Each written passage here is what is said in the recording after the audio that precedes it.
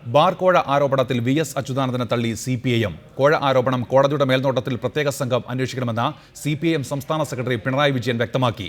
മുഖ്യമന്ത്രിയെയും എക്സൈസ് മന്ത്രിയെയും അന്വേഷണ പരിധിയിൽ ഉൾപ്പെടുത്തണം. അഴിമതിക്ക് വേണ്ടിയാണ്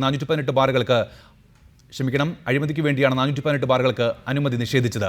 പ്രാഥമിക അന്വേഷണം നടക്കുന്നതിനാൽ മാണി രാജിവെച്ച് അന്വേഷണത്തെ നേരിടണമെന്നും പിണറായി വിജയൻ പറഞ്ഞു. സിബിഐ അന്വേഷിക്കുന്നതിനോടും ഞങ്ങൾക്ക് യോജിപ്പില്ല. അനാവശ്യമായി കാലതാമസം ഉണ്ടാക്കുക എന്നത് മാത്രമാണ് ഒരു ജുഡീഷ്യൽ അന്വേഷണ ആവശ്യം ഉയർത്തുന്നതിൻ്റെ ഫലമായിട്ട് വരിക. അപ്പോൾ ജുഡീഷ്യൽ അന്വേഷണത്തോടും ഞങ്ങൾക്ക് യോജിപ്പില്ല. ഞങ്ങൾ കാണുന്നത്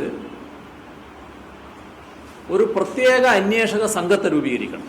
സ്പെഷ്യൽ ഇൻവെസ്റ്റിഗേഷൻ ടീം. ഒരു തരത്തിലുള്ള ആക്ഷേപത്തിനും ഇരയാകാത്ത ഉദ്യോഗസ്ഥരെ ഉൾപ്പെടുത്തിക്കൊണ്ടുള്ള ഒരു സ്പെഷ്യൽ ടീമായിരിക്കണം. ആ സ്പെഷ്യൽ ടീം അന്വേഷിച്ചാൽ പോലും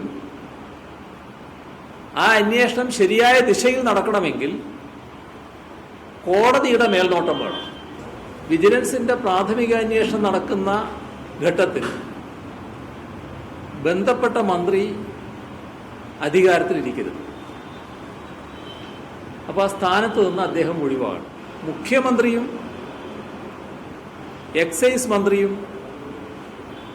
അറിയാതെ ഒരു കോഴയും ഇതിനകത്ത് നടക്കില്ല. അപ്പോൾ അന്വേഷണ പരിധിയിൽ അവരും ഉൾപ്പെടേണ്ടതായിട്ടുണ്ട്.